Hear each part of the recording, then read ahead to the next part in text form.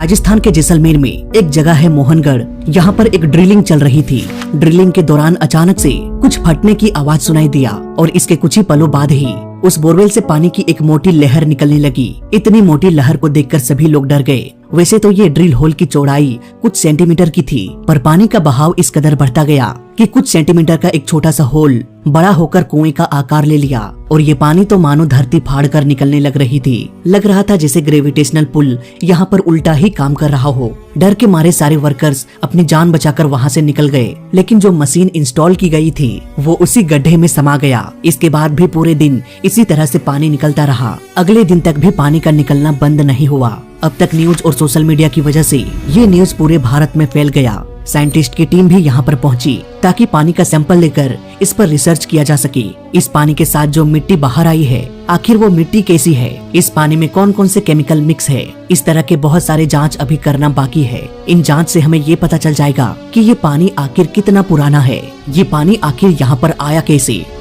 यहाँ के लोगों का कहना है कि हजारों साल पहले यहाँ से एक नदी बहा करती थी जो आज गायब हो चुकी है, लेकिन आज भी ये नदी धरती के अंदर से बह रही है और ये नदी है सरस्वती नदी, जिसके बारे में हम कुछ देर बाद बात करेंगे। बताया जा रहा है कि शुरुआत में पानी साफ तो निकल रहा था, लेकिन इसके बाद पानी का कलर चेंज हो गया, सीमेंट जैसा पानी बाहर निकलने लगा। अगले दिन तक भी ये पानी का बहाव जारी रहा और फिर 3 दिनों तक लगातार पानी निकलने के बाद धीरे धीरे ये शांत हो गया। राजस्थान गवर्नमेंट ऑफिशियल्स के अनुसार ये हादसा 28 दिसंबर 2024 को सुबह के करीब 10 बजे हुआ। उस समय तक करीब 850 मीटर तक ड्रिलिंग किया जा चुका था। अब सवाल ये आता है कि आखिर यहाँ पर ऐसा क्या हुआ कि पानी इस तरह से निकलने लगी। कुछ सेंटीमीटर का होल अचानक से एक कुएं का आकार कैसे ले लिया। आखिर इस धरती के 850 मीटर नीचे ऐसा क्या छुपा था। क्या ये सरस्वती नदी थी जो अब करीब 4000 सालों बाद बाहर निकलने लग रही है। आइए सब कुछ समझने की कोशिश करते हैं आज के इस वीडियो में। गवर्नमेंट ऑफिशियल्स ये मानते हैं कि 850 मीटर नीचे आर्टिजियन वेल मौजूद होगा, इसलिए पानी बाहर आने लगी। पर ये आर्टिजियन वेल आखिर है क्या। दोस्तों, आर्टिजियन वेल एक ऐसा कुआं है जहां से पानी को बाहर निकालने के लिए किसी रस्सी या मोटर की जरूरत नहीं पड़ती। ये अपने आप ही बाहर निकलकर सरफेस पर आ जाएगा। लेकिन आखिर ऐसा होगा कैसे, इसके लिए हमें पानी के बहाव के फिजिक्स को समझना पड़ेगा। सपोज हमारे पास 2 टैंक है। एक टैंक में हम पानी भर देंगे और उसे खाली टैंक से कनेक्ट कर देंगे। ऐसे में होगा ये कि पानी तब तक बहकर खाली टैंक में भरता रहेगा जब तक कि दोनों टैंक का पानी बराबर ना हो जाए, यानी कि दोनों टैंक का पोटेंशियल डिफरेंस बराबर ना हो जाए। बराबर होने के बाद पानी का बहाव रुक जाएगा। इस स्टेट को हाइड्रोस्टेटिक इक्विलिब्रियम कहा जाता है। अब ये पानी इसी कंडीशन में तब तक बहता रहेगा जब तक कि हम या नेचर इसके साथ छेड़छाड़ ना कर दे। मान लो कि हम इस पाइप में ड्रिल करके एक और पाइप लगा देते हैं, तो ऐसे में पानी इस पाइप से बाहर निकलने लगेगा और ये पानी तब तक निकलता रहेगा जब तक पानी का लेवल पाइप के लेवल से बराबर ना हो जाए। कुछ ऐसा ही रियल लाइफ में भी होता है। जैसा कि हम जानते हैं कि हमारी धरती एक सी नहीं होती, कहीं पहाड़ पर्वत तो कहीं ऊंचा नीचा। मान लो कि धरती की बनावट कुछ ऐसी है, यहाँ इस तरह से ग्राउंड में पानी बह रही है, ये पानी का लेवल है। ऐसे केस में अगर यहाँ पर ड्रिल कर दे तो पानी अपने आप बाहर निकल जाएगा। वहीं अगर ऐसी जगह पर ड्रिल करे जहाँ पानी का लेवल नीचे है तो पानी अपने आप बाहर नहीं आएगा। अगर इस थ्योरी को अप्लाई करें जैसलमेर में, तो यहाँ पर एक सवाल मन में आएगा कि आखिर इतना बड़ा पानी का स्रोत आएगा कहाँ से। यहीं पर सबसे पहला नाम आता है सरस्वती नदी।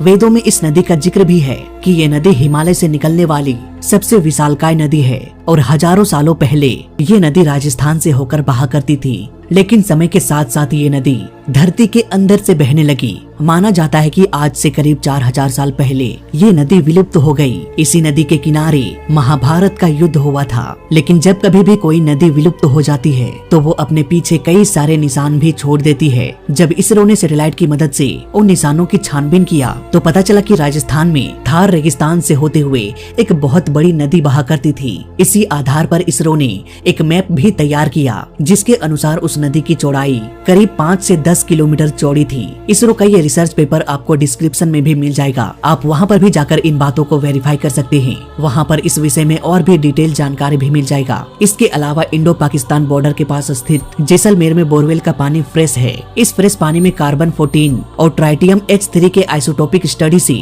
ये पता चला कि यहाँ पर जो फ्रेश पानी है वो हिमालयन वाटर है जो करीब 20,000 1000 साल पुराना भी हो सकता है। लेकिन जैसे जैसे इस एरिया से दूर जाते हैं पानी थोड़ा नमकीन होने लगता है। इट मीन्स इस इलाके में कुछ तो खास है। आखिर ये हिमालयन वाटर यहाँ पर कैसे आया? जाहिर सी बात है यहाँ कोई न कोई ऐसी नदी बहा करती होगी जो हिमालय से निकल कर आती हो। पौराणिक काल से ही वेदों में इसका जिक्र किया गया है कि ये नदी कोई और नहीं बल्कि सरस्वती नदी है जो करीब 4000 साल पहले सूख गई। ऐसे में सवाल यहाँ पर ये आता है कि इतनी बड़ी नदी जिसकी सिर्फ चौड़ाई 5 से 10 किलोमीटर की है वो आखिर कैसे सूख सकती है? आखिर इस नदी के साथ ऐसा क्या हुआ जिसने इसे गायब ही कर दिया? इसका जवाब है टेक्टोनिक शिफ्टिंग। धरती के अंदर मौजूद अर्थ क्रस्ट में टेक्टोनिक प्लेट्स हमेशा शिफ्ट होती रहती है। इसी शिफ्टिंग की वजह से कई विशालकाय पर्वत बना। इसी शिफ्टिंग की वजह से धरती के स्ट्रक्चर में भी बदलाव होता है। इवन नदियों पर भी इसका प्रभाव पड़ता है। फॉर एग्जाम्पल यमुना नदी ईस्ट की ओर और सतलज वेस्ट की ओर शिफ्ट होने लगी, जिसकी वजह से यमुना नदी शिफ्ट होकर गंगा नदी से मिल गई। इसी वजह से सरस्वती नदी जो आज भी हिमालय से निकलती है उसका रास्ता कट ऑफ हो गया, जिसकी वजह से इस नदी के पास इतना पानी नहीं बच पाता कि वो भारत के विभिन्न राज्यों से होकर गुजर पाए और समुद्र में जाकर मिल पाए। यही वजह है कि सरस्वती नदी आज भी निकलती तो है पर ये रास्ते में ही सूख जाती है या फिर धरती के अंदर ही समा जाती है। हालांकि सरस्वती नदी के सूखने के पीछे और भी कई सारे कारण हो सकता है, जैसे कि नेचुरल डिजास्टर, क्लाइमेट चेंज। खैर अब हम वापस आते हैं जैसलमेर के मोहनगढ़ के पास, जहाँ पिछले 3 दिनों से पानी धरती से बाहर निकल रही थी। क्या ये सरस्वती नदी हो सकती है जो सैकड़ों साल बाद आज धरती से निकल रही है? जवाब है हाँ और जवाब है नहीं भी। नहीं इसलिए क्योंकि हो सकता है ये नदी अब सूख चुकी हो, और हाँ इसीलिए क्योंकि हो सकता है सूखने के बाद सरस्वती नदी का पानी जमा होकर धरती के अंदर कहीं दबा रह गया और इस तरह से नदी के सूखने के बाद भी कई सारे वाटर पॉकेट्स अपने पीछे छोड़ गई। समय ने धीरे धीरे इन पॉकेट्स को धरती में दफन कर दिया और तेज दबाव की वजह से ये वाटर पॉकेट्स पत्थरों के बीच कंप्रेस होती गई। और आज जब हजारों साल बाद 28 दिसंबर 2024 को ड्रिल किया गया तो उस कंप्रेस पॉकेट में पंचर हो गया, और जिस तरह से टायर पंचर होने के बाद तेजी से हवा बाहर निकलने लगती है वैसे ही यहाँ पर पानी बाहर निकलने लगी। ये पानी आखिर कितना पुराना है इसका हम अंदाजा भी नहीं लगा सकते। हो सकता है हजारों साल पुराना हो या फिर हो सकता है लाखों साल भी पुराना हो। राजस्थान में इस तरह का पॉकेट्स होना आम बात है। बस फर्क इतना है कि ज्यादातर पॉकेट्स में पानी नहीं बल्कि गैस होती है और ये गैस अक्सर धरती को क्रैक करके बाहर निकलने की कोशिश करती है। एक बार अगर सारा गैस निकल जाए तो वहाँ की जमीन धंस सकती है। राजस्थान में कई सारे ऐसे केस देखने को मिल जाएगा जहाँ पर जमीन धंस कर नीचे चली गई हो।